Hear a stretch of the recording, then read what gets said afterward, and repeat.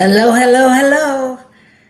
It's Rockin the Love time. I'm Robyn Rice Olmsted. And I am Gil William Olmsted. And well, I'm Robyn Christine Rice Olmsted. Oh, fine. All right. We have a lot of names, but the truth is they're all love. Oh, it sounds so good. So deep. Sounds so deep. All right, it's a deep day, folks. We're doing a deep dive into something. Watch out. We are doing a deep dive into life and life, the art of negotiation. So I'm so glad to welcome Shay and whoever else is out there watching. Please let us know you're here because we are going to talk today about negotiations in life and how they're happening truly in each and every moment. Right? Indeed. Indeed. What is a negotiation? Why? Who has to do it? What's it? And our producer is Michael John Mangus. Oh, and I see Mirna Lopez everything has Mirna. joined us. So she's got three names too. She's allowed to play. And I bet she wins. I bet she has more. Yep. If she puts in those middle names and those surnames and all those things. Anyway. Does she have some Catholic names too? I don't know. Is she from a Catholic background?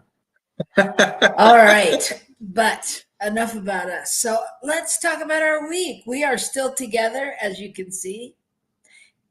Well, you may not know that we live apart. So if you're joining us for the first time, we live in different parts of the world. But today we're in Albuquerque, New Mexico, and so glad to be here. So, how was your week? My week was pretty good. My wife was here. Yeah, and that went well most of the time. And no, it's been a good week. A lot going on. I mean, regular stuff happening, but some new things popping up. And with your help, we dug through some of the boxes that were here that were a little daunting in the house. So, things are moving forward. We're moving and shaking here. There's a lot of unopened boxes, folks, from our move here. And the sad part of that story is that there's still things in California. So we're working our way through it. Yeah, it's a good week. It's a good week. I mean, I will tell you that living apart for a year and a half. 2 years, going on 2 years. Yeah, it's no joke to be back together. Hence our topic, the art of negotiation. Okay, so. Yes. Well, I was reading Myrna, she says she was born with assigned names. So that's what I was looking at. She has 4 of them. Ah, okay. There you go. They're locked in a secret computer. In a secret vault somewhere, Eastern Kentucky or something. Happy birthday, Rev Gil. Thank you. Glad to see us together. Thank you. Well, that we did do this last week, actually, because my birthday was when? Thursday? Friday. It was Friday. Oh, that's right. And so we went to a spa here in New Mexico, in Santa Fe. And virtually everyone around here that you mentioned it to knows it. And they have a cool thing where if it's your birthday and you're a resident, you get to go for free. So we said, well, let's go check this place out. And we went and had a really nice time. It was a little cold. Well, so it was mineral hot springs. Yes. So there's bunches of pools outside, and there are different temperatures from like 98 to 104, something like that. Yeah, something like that. Different ones. So that was super fun. But of course, outside it was 40 degrees. Yeah. Which, it's kind of a trade-off. But you didn't feel it when you were in there, but you felt it when you got out. So but it was fun. She asked which one. We were at Ojo Santa Fe. Ojo Caliente has their famous place up near Taos. And then they recently, I guess, in the last couple of years, opened this one in Santa Fe. Hi, John. Good to see you. Good to have you here. Hi, everyone. Yeah, so that was fun. And it was a good week. I mean, it was super fun. We made pizza last night from scratch. That was it's. I mean, Well, it's kind of sort fun. of from scratch, from Trader Joe's package of dough. Okay, we're close. We were close to scratch. We didn't make the dough. See, these are the moments when I don't mind living apart from you. Exactly. Okay. Anyway, Shay went to grade school there. Wow. Yeah, there's another one that's been around longer. Michael Mangus, what kind of producer are you? He's drinking again on the screen. I can't help. You know, with you here, I have to drink. All right, we're going back to show format. Okay, yeah, we got to get back to it. Let's go. Yeah, so it's been a good week. Basically, it's been a good week. A lot of readjusting, and I'm actually here for another week. I know it's a long time.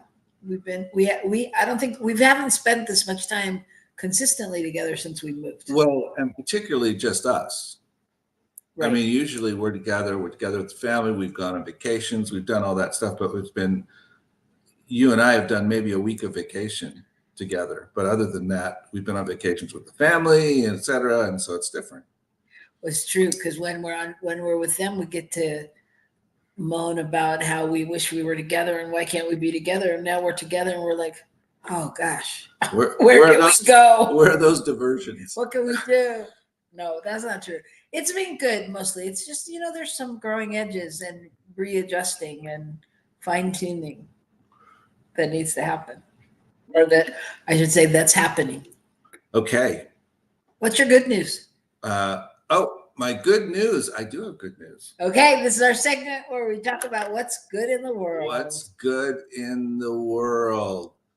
Well, what's good in the world is that the Microsoft campus in Redmond, Washington, rather, has just completed building out their geothermal energy system that is supposed to heat and cool the millions, hear that again, millions of square feet of their office space there. And it was really fascinating because they actually went in, and in order to make it work, they took like 2.5 acres and drilled 90 different geothermal wells into it. And they had to use all kinds of special sonar or whatever stuff to figure out where exactly to drill, because it had been an old construction site with all kinds of debris and stuff in it. So anyway, they drill all these things, and then they have this whole system they're able to run water down into the geothermal thing to either heat it or cool it, depending on what they're trying to do. And then they send it through the buildings to heat and cool them. And it's all done with a minimal amount of electricity just for the pumps. Pretty cool. Wow. And now where all those wells are and where all that stuff is now a park, walking paths, soccer fields. They just created a whole big giant park area where that is. So it's totally used. That's great. And beautiful. And anyway, so what they said was they could literally heat and cool millions of homes with what they've done. So fascinating. There you go. That's my good news. I think it's pretty cool. We're moving forward with ability to do stuff. And if people want to, they can. Yeah, that's what I love. I love that consciousness and that awareness that people are at least forward thinking, that we're not just stuck on one thing. Well, another thing they said about this whole construction site with all of the stuff they're building, all the office buildings, is that they have diverted 90% of the stuff that would have gone to the landfill. Wow. By reusing it, by recycling it, by whatever they've done with it. Burying it under the ground, I don't know. I assume they've done the right thing with it, though. It's not dumped in a stream somewhere. All right.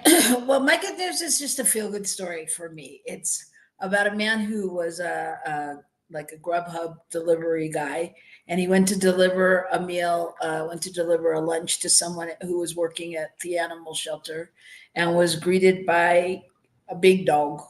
Big dog. Big dog.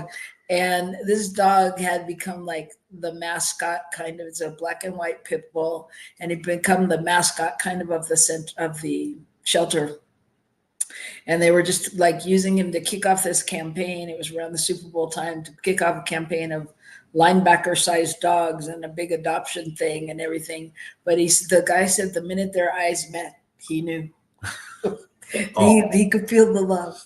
And that his 5-year-old daughter had been asking for a dog who happened to be in the car. And so he asked if they could take the dog out, and brought the dog out. And the rest is history. Took him home. It's just a sweet story, just about people adopting dogs and animals and taking care of each other, and also just going with his gut. Wasn't his intention. He was out working. So I just think it's sweet. So do you think they're going to have to do some negotiation now? Him and that dog that first met and everything was beautiful, and now they might have to go. I mean, like maybe they got home and the dog like ate a slipper or something, and now they have to renegotiate. What do you think? Think it's possible? What I think is that we're going to renegotiate during this commercial break. So stay tuned and join us right back here on New Thought Media Network.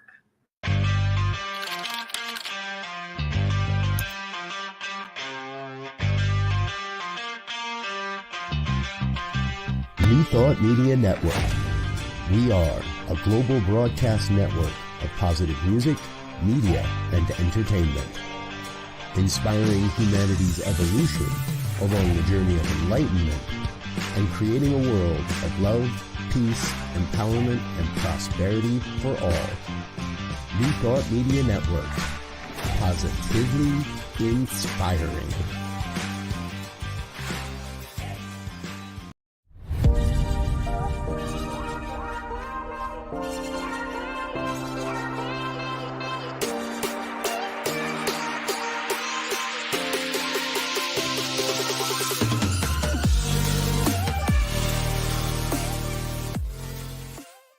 Please help us say thank you to our organizational sponsors, including the Hefferland Foundation, Affiliated New Thought Network, International New Thought Alliance, Science of Mind Archives and Library Foundation, Center for Spiritual Living Denver, Center for Spiritual Living Midtown, New Thought Philadelphia, Planned Happiness Institute, Summit Center for Spiritual Living, One Heart Retreats, Center for Spiritual Living on the Lake, Unity Kitchener, Unity Spiritual Center Ottawa, Om Center for Spiritual Living, Satya Center, Begin Within Ministries, Center for Spiritual Living North Jersey, Unity of Savannah, and the Center for Spiritual Living Seattle, as well as all of our individual donors. Thank you for being part of the New Thought Media Network. Please like, share, and subscribe. New Thought Media Network. Positively inspiring.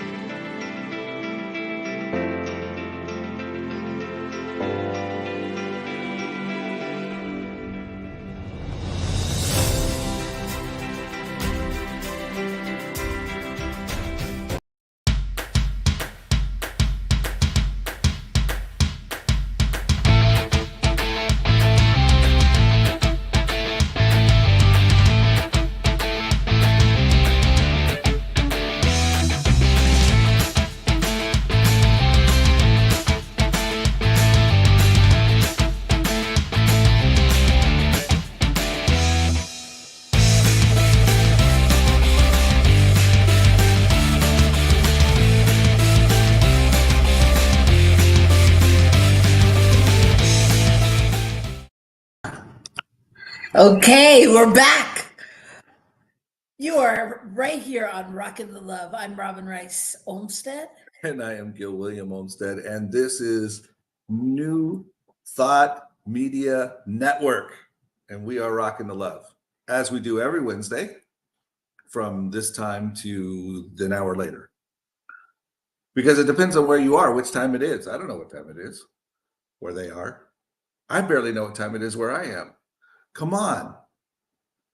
How you doing? 23 years, people. 23 years of blissful marriage. And they say we're always at a choice point. So I have no one to blame myself. Yes, indeed. That is the case. So today we're talking about life and the art of negotiation. Negotiation. Everybody take a breath. And I'll be transparent with you. This topic did come up because we've had some negotiating going on in our marriage this week. But it really brought up how we're always negotiating, at least for me. Brought up how we're always at a negotiating point of what's next and how we respond to certain situations. So what comes up for you when you hear negotiation? I'm curious what Shay says. Nope. So if you're curious, ask her a question. I am. I'm curious what that meant, Shay. So we're always at a negotiation point. We're with that. It occurs to me with ourselves, even in negotiating what we really want and how to get what we want and how to be in relationship with other people in our lives and how to walk through things. So, but when I think of negotiations, I think of contractors and laborers and lawyers and people sitting at a table, like really trying to hammer something out, really Like trying détente? I don't know what that means. Oh, like international negotiations, peace negotiations. Conversation about agreements. Yeah, it could be, but I think of people, yes, agreements, and generally one person is trying to get, not one person, one party or person or team is trying to have a certain outcome that the other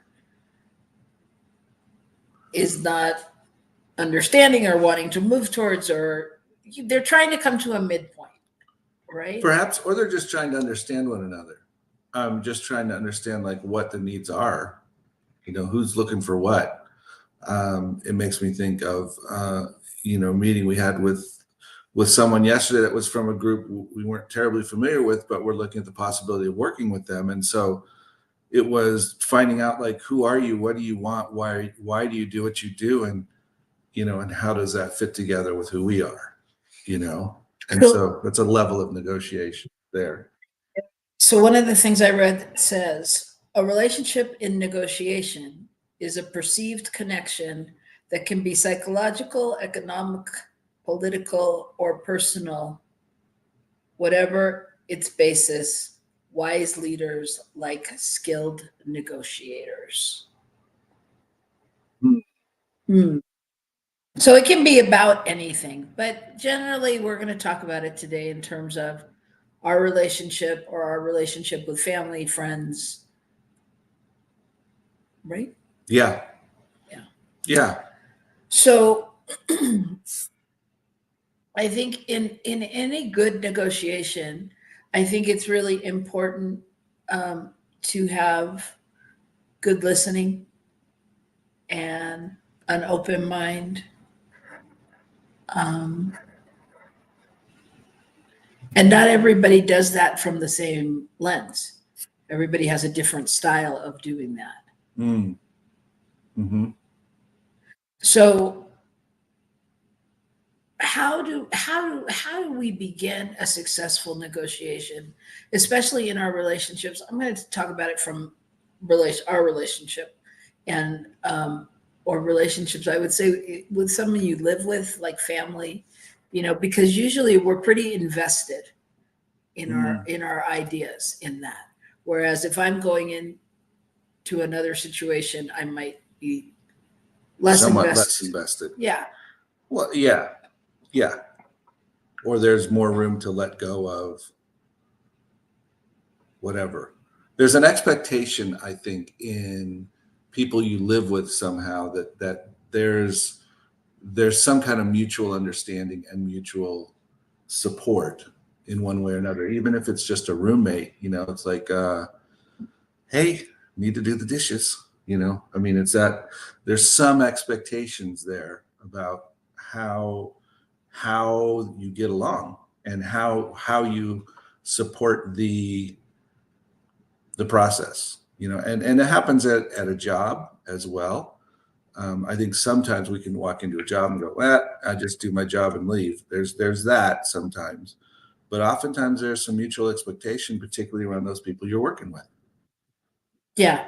And again, this thing I was reading says, consider that any proposed action, whether suggested by a negotiator at the bargaining table or a leader at a strategy meeting, entails some risk. People will view a course of action as less risky and therefore more acceptable when it is suggested by someone that they trust. So I think in our relationships, in these close ones that we're talking about, there is a level of trust and there is a level of commitment in that, whether it's your chosen family or your family that happened by birth, you've chosen to be there. And and I think trust is like one of the key components. Well, it's a key basis. Yes, you have to trust that the other person or the other parties can and or will hear you at some level, and respect what you're saying, whether or not they agree with you. Right. And there's always risk because we're in that place of, we want the other person to like us. We don't want our family to kick us out of the house. We don't want to lose our job. All of those things. But especially in our relationship, I mean, we want each other to be happy. We don't want it to be unhappy.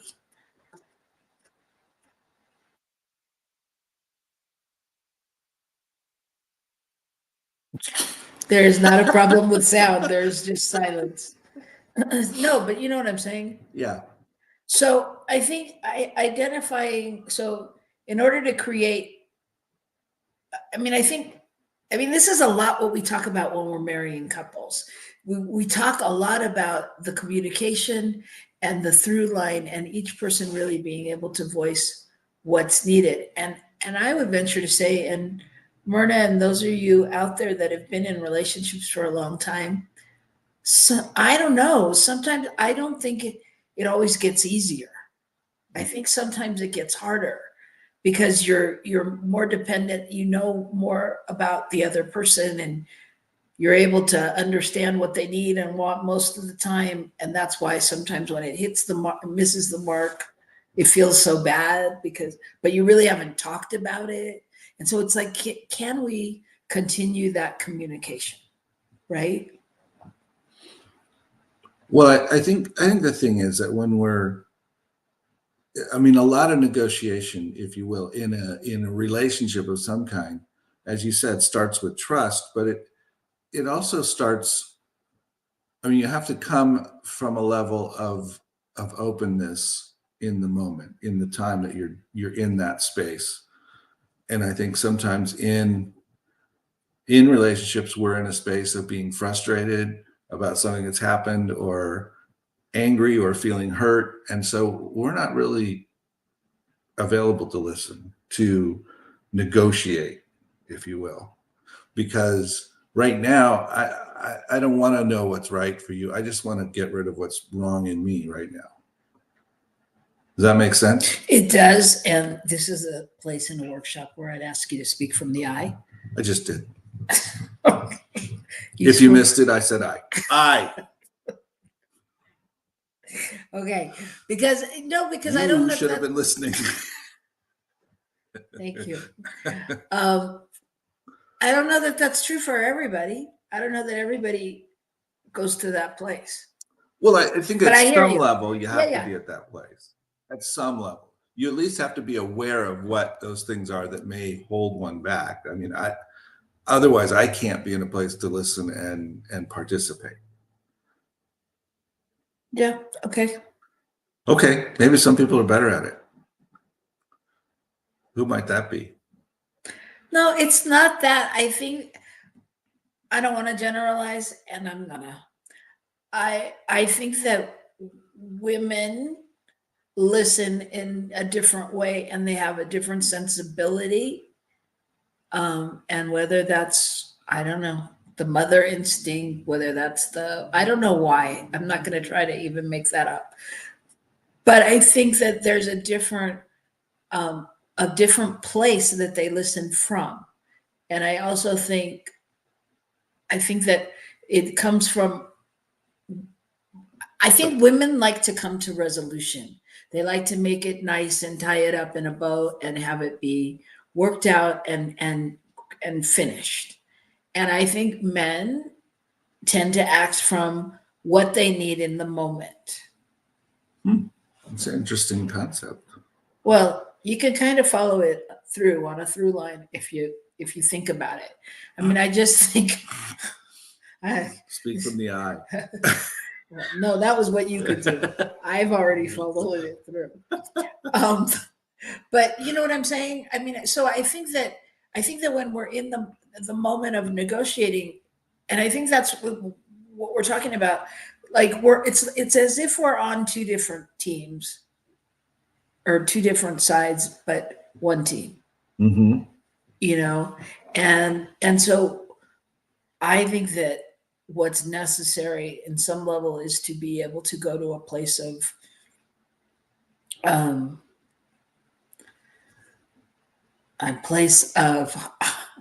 opening like a conscious place, a compassionate place, compassionate listening. That's what it is. Compassionate listening. And I need my partner to do that as well, to be able to compassionately listen without judgment or without feeling like it's personal. You know, we go to the 4 agreements of don't take anything personally. It's like, I know in that moment, like I remember several times in the beginning of our marriage specifically, where I would say, who are you talking to? Because I knew that when Gil and I were having a discussion or an argument or whatever, that he was talking to a former wife or his parents or somebody. I'd be like, because he'd be like, you just said la la la la la la la la, and I'd be like, I didn't say any of that. But that's what he heard through the lens of his stuff, right? Yeah.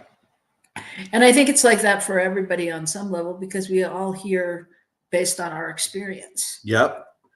So I wanted to note that producer Michael said, when I do premarital counseling, I teach couples a format where they're able to discuss the issue and come to a resolution.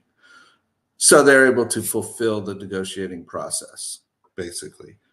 But I wanted to check back with Myrna. She said, including leadership collaboration or groups where more than one person is a part of the process. I think, yes, that's absolutely true. Where you have multiple people involved, you have another dimension, if you will, which sometimes can help and other times is tough. And Shay says, please pray I attract the perfect person to even have negotiations with. That'll be our follow-up show. Shay, we'll work on that. Calling in the one. Yeah. Calling in the negotiating partner. The one you can share all of these experiences with. Yay. Yeah, so I mean, I think though, as we go forward, there's things to remember. And I think we tend to forget them along the way, which is understandable. Myrna says, I think you had someone in the show sharing about to have the complete listening they share, they hold a stuffy, and the person holding the stuffy only speaks, and the other one just listens. But how can I interrupt then? You have to know yourself well enough to know that just by your presence, you are an interruption. Oh, thank you. Thank Yeah, no, but that's a good, yeah, I remember that. And that is a good, that could be a good technique, just like a talking stick or whatever. But the challenge is, Myrna, also, that can we listen without thinking of what we're going to say next? Or where does our listening cut off? Because if the minute I hear someone say, I felt very sad, then I'm like, I didn't mean to make you sad. What did I do that made you sad? And your mind starts to react. So it's really, that's a whole show in itself. Can you just be present to the information coming in? Well, I have to say, I find that very difficult. I have to say, I've noticed. But it's really difficult to filter through whatever it is that's triggered in me, or whatever it is that's brought up in me, to get to the place where I can really hear what's going on with the other person. That can be very challenging. And it's not challenging in many relationships, but it's challenging definitely in this one, where I feel like somehow, there's something here, that we have something that requires you to to somehow love me in a certain way, to somehow be present for me in a certain way. I do. I know what you're saying. And I think I'm generalizing, and I think that this is what happens in marriage and relationships after a long time. And I think it happens with parents and kids, right? Where you don't even really know what they did, but you already know what they've done. Which may or may not be true, but it happens that way in our body temples, right? And so I think that's part of the challenge. And it's funny, in this article that I was reading, they had like the 7 steps to better negotiations with your partner kind of thing, and one of them was what I tell you all the time: we're on the same team. And I think that's so important, because I think that when you start to hear through your lens, or I start to hear through my lens, then all bets are off, because we're having multiple conversations, because I can't hear what your inner voice is telling you,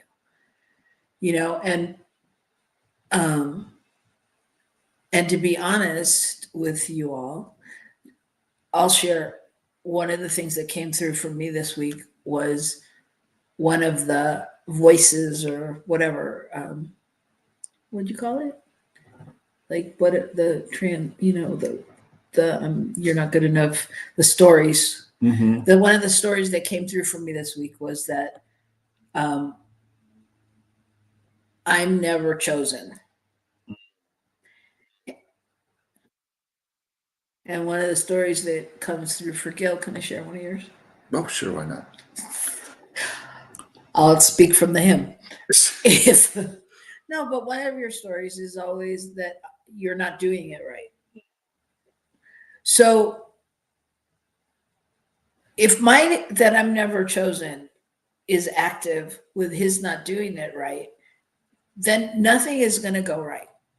Right. Nothing can possibly go right, because he's fulfilling his prophecy of not doing it right. And I'm like, well, if he was doing it right, he would be choosing me in this moment. And when he says, I can't talk about it, I can't talk about it now, I'm like, of course, because you're not choosing me. If you were choosing me. And then he's like, but I'm not doing it right. And I'm not saying this is our outward dialogue, because it's not. It's our inner, but our inner selves are hearing these conversations. So I think in negotiating, it's really like a whole different skill set of like when we come to that place to be able to go into that moment, really remembering like to listen, like Myrna said, to be able to actively listen and to not react. Yeah. To remember we're on the same team. This is the person I love. This is the person I chose. This is the person that we said forever with. And to really be able to up level to that moment. So I just wanted to go back to some of our comments. Myrna says, I believe we can. I think she means we can really listen. In our trainings as practitioners, is what we're taught. I think the practice for me is to listen in the same way to my family, my hubby, and those very close to me. So that idea of, as I was saying, that sometimes it's difficult in the close relationship to listen in the same way as I do to those outside. Mm-hmm. And yes, that is a huge thing that I think it can get muddled, and it requires another level of honesty and whatever else to be able to do that in our closer relationships. And I would say not only honesty, but another level of surrender. Mm-hmm. Yeah, that's true. That's true. It's another level of surrender. And Shay was talking about, I'm still practicing just listening. And I appreciate you saying that, because that is so true all the way around. It's always about just figuring out how to listen. And conversations with myself, oftentimes when I'm in a situation where I'm listening, like, do I say something? Do I be quiet? Do I, mm-hmm. What do I do here? Because I want to speak. I want to honor the listening, And then she goes on to say that it's been difficult because I have trauma around being responsible for my parents' problems. And now that's what she's working, that's what she's clearing out.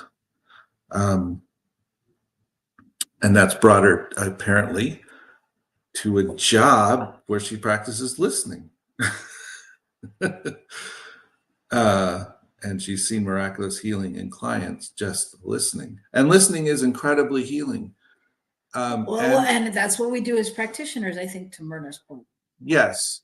And I think sometimes when we're in, quote, a negotiation, when we're in a space of sitting down with someone and we're in the position of listening, that's one thing. When we're in a position of negotiation, there's some level for me where both parties are trying to be listened to. And in that case, then it sometimes brings up that it's not as easy to just listen to someone else, because unless I'm feeling as though I'm being listened to at the same time, or I'm being heard. And sometimes even when we're listening, if we're not really hearing what the other person's saying, we're still not present to them the way they need us to be. And in a negotiation situation, we can hear all the things that someone says, but unless we acknowledge them in some way, and they know that we heard it, then it doesn't make a difference that we just listen to it. Well, right. And then, in negotiation, there's some level at which there's competition, if you will, between different things. Right. And all of that is neither here nor there, in the sense that it's all just a process of us learning how to be with ourselves and to love ourselves enough that we're not that dependent on all the stuff from the outside at some level. I don't have to have you listen to me to validate who I am. I don't have to have you recognize things to validate who I am. And yet sometimes I do. Yeah, I don't know about that. I mean, I think that, I mean, in the sense of the word that you're, if I'm hearing you right, in the sense of the words that you're saying, I understand, yeah, life does not end if I don't listen to you, right? In terms you don't need it like that. But on the other hand, the basic need for everyone is love, right? Right. And love is listening. You know, love is being able to open to that. For me, love is that space of being open to what's needed, you know, and compassionate listening. So I do think you need me to listen, but I do think, I mean, you know what I mean? I just think, because it's like a basic respect Mm-hmm. on some level. I mean, you know, I'm not talking about the details. You guys know what I'm saying. It's not like if I don't hear you say you're walking the dog at 5, that's not the same thing as what we're talking about, a deeper listening, right? Mm-hmm. Oh, I'm tired. Shay's saying something. She's been at Rocky Mountain Holistic Health for 30 years. My goodness, that's a long time. A master's degree in counseling. And it's your job to listen. And I know from things you said, you are learning so much about yourself now, even after 30 years of doing that. And so that's a huge thing right there. Well, that's a whole different listening. Yes, but Right? I mean, it's that idea that what you mentioned earlier about how, you know, people sometimes think in relationships it gets easier. Well, it doesn't necessarily get easier because we keep realizing what's holding us up, and we have to work through it. You know, the different things in our lives that stand in the way of us being fully who we are. Right. And so that changes what happens. Right. What are we looking up? I'm trying to text Michael Mingus. Oh, So, really? yeah. So keep watching, Michael. Yeah. So I want to talk about just what else that is needed. They said for good negotiation in a relationship. So listening, remembering that you're on the same team. Then they talked about calibrating on a number scale. And what that meant was, this is why I was trying to text Michael, so I'm going to just throw it away now.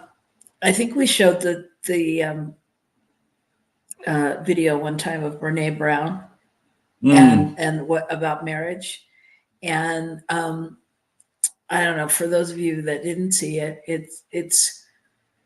she talks about, you know, how they say marriage is a 50-50 partnership. And she's like, that's bullshit.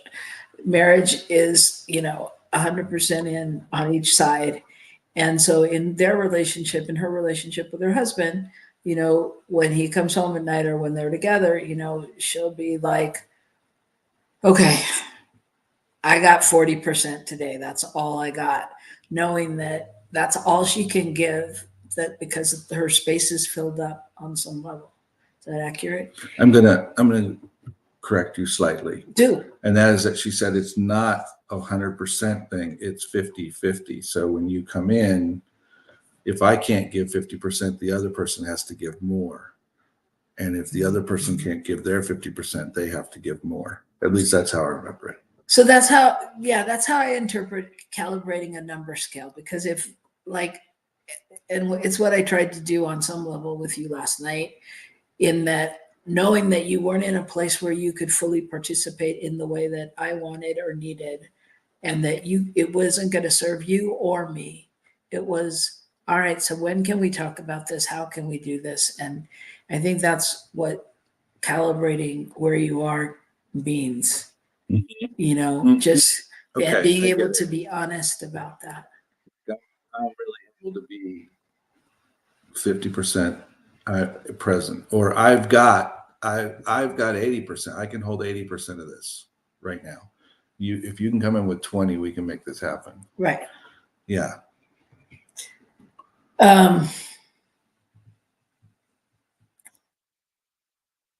Do we want to go to John's comment?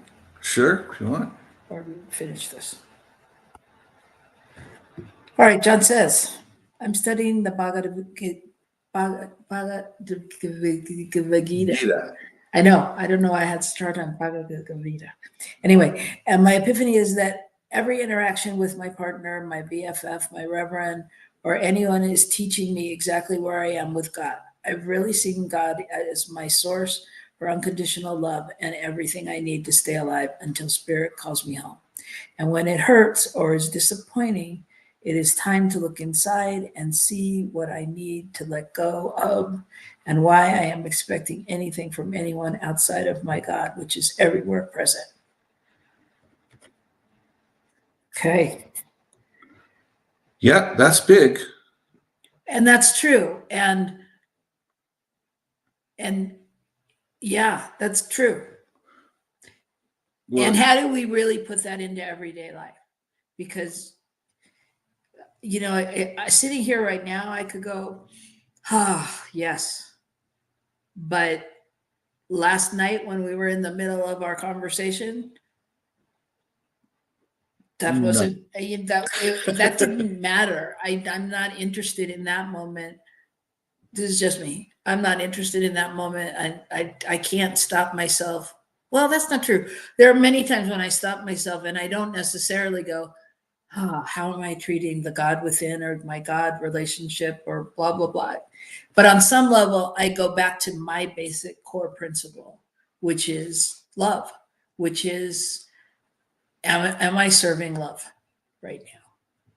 Yeah. And that causes me to take a breath or to not lash out and wring his neck. But it's true. It's that moment where so it's all true. It's just, depending upon where you're at, how do you really put that principle into action? And that's what I think we're trying to do here. And I think sometimes some steps. All of this takes a certain amount of energy and effort. And I think it varies based on how intense someone's day has been, or how tired we are, or some other thing at work or at the family, whatever, somewhere different than we are in the moment, whatever that thing is that's weighing on us, that then becomes part of the process in whoever we're actually interacting with, and so all of those factors go in there. And I think what I heard John saying in his thing is that we get to continue to examine that and see where we're pulling those things in, instead of standing in the truth of that spirit is fully present right here, right now. Yeah. And I think depending upon what your questions are for yourself, because I think we each have our own personal questions, but there's many times where I stop myself and think, would I treat God like this? Is this how I would treat God? And those are mainly questions for myself. I'm usually talking about my interactions with me. But yeah, whatever that question is that can bring you to that place of love, that can bring you back to that place of center. And I think that's the same as knowing, we're on the same team. There's another one on here, pull up your big girl pants or big boy panties, or the other way around, depending upon your thing. But can you move to that space of playing a bigger game, of going outside just what's happening in the moment? Yeah. And Shay brings up that, sometimes it depends on the person that we're interacting with, that some people really aren't that capable of negotiating. And that's what I was trying to tell you. That you weren't capable? No, that you needed to to go my way and stop making me negotiate. Okay. No, but I think that's really true. I mean, we always have to know who we're dealing with, and what level at which we can ask them to go, and I think that's part of it. And I think sometimes when it's our family or our loved one, it's easier to go into the dumps, the dive, because maybe in that minute you just want to get out your frustration. Maybe you're being mean, and you're 50 years old now, and damn it, you deserve to be mean every now and then. Just because you know better, why should you have to do it all the time? I mean, I think those things are really valid,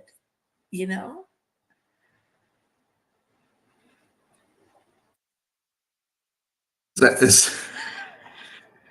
We're giving each other pause. Oh, all I could think of is being in junior high and going to see grumpy old men. When you said that, like there's this license to be like, forget it.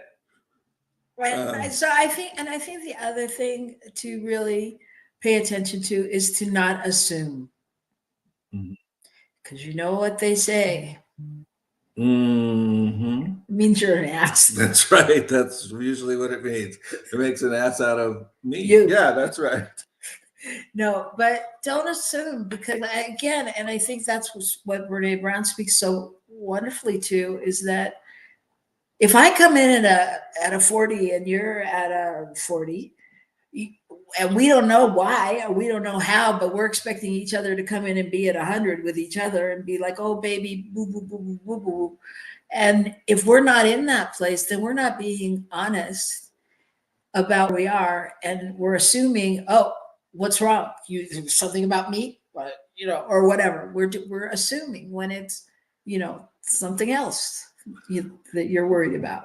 So that brings up the space of, anytime we're in any space with any kind of other person we're dealing with, we also have to be somewhat compassionate for ourselves as to where we are.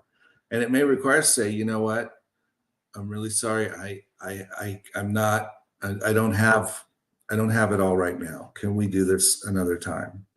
And what that requires, if you're the other person in that situation, is to hear that and figure out, can I hear that enough to let that happen and know that this process will go much better and much easier if I give that person the space that they're honestly saying that they don't have capacity in this moment,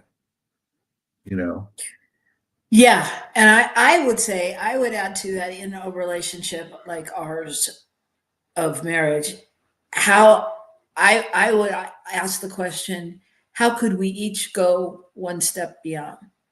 Like if we're in that negotiating place, like that you just said, and I know that you're really going to be comforted and things are going to be good by you walking away, but that what I really need is a hug, and for you to blah blah blah. Can we go the next step and say, maybe even if it's out of your comfort zone, you state what the obvious is to you, like, I love you, and I want to be there for you, and can I be there in 20 minutes or an hour or a day or whatever it is? And can I go, say whatever you need to hear and give you that space? You know what I'm saying? So can we not just stop at what appears to be the obvious, but can we go a step further, is the question. And isn't that what we're always being called to in our spiritual journey, is to go a step further, to take a step into an unknown space and to challenge ourselves to learn something more about who we are, and to allow us to be more loving and more generous and more compassionate with those around us. Yeah. And I find it really interesting. I just was remembering that I was going to check back in with everybody on the assignment for the week, which was to be clear and to commit to doing to at least changing at least 3 things. And I know we had a big week with that. I know it came up a lot, but clearly it came up even more because this is part of that. You know what I'm saying? This is part of being clear on what one needs and when one needs it.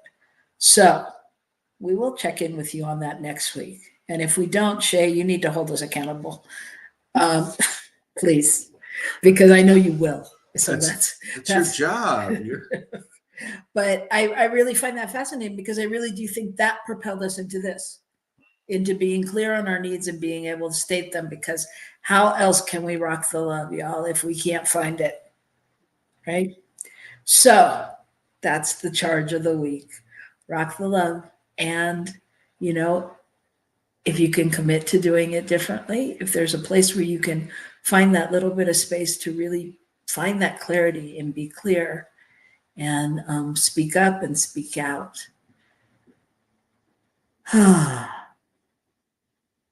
That's the charge. Shay says changing 3 things in 1 week. That's a lot, lady. No, I didn't say changing. I didn't mean changing 3 things, but the topic last week was about like how many times, you know, it'll be like, what do you want to eat? Oh, whatever you do. Oh, it doesn't matter. Oh, yeah, chicken will be okay. Well, so if you really want fish, it's to say fish sounds really good. Doesn't mean you're not open to the other things, but I know from being married to a people pleaser that he has a way of committing to basically everything, nothing and everything all at one time. You know, I've heard that. But I too, I mean, I do it too. I mean, a lot of times it doesn't matter what we eat or whatever, but I'm just saying, where can you notice that you really have another answer? And can you stand your ground on that? So it's sort of that asking yourself before you answer the question you often ask people, well, what if you did know? And just blurt that out and then go from there, or put that into the situation and offer it as, this is what I would like. And then whatever happens after that's fine, but you've listened to yourself and listened to your clarity and declared what you want. And it may well be that by you declaring it, that's what happens. You know, I mean, because the other people are like, well, I don't care. I'll do whatever you want. And us having clarity is of great value for us. Yeah, it is. So anyway, do what you can. But whatever you do, rock the love, because it's super important. And we'll see you next week, right back here in Albuquerque, New Mexico. Bye, everybody. That was for you, John. Bye.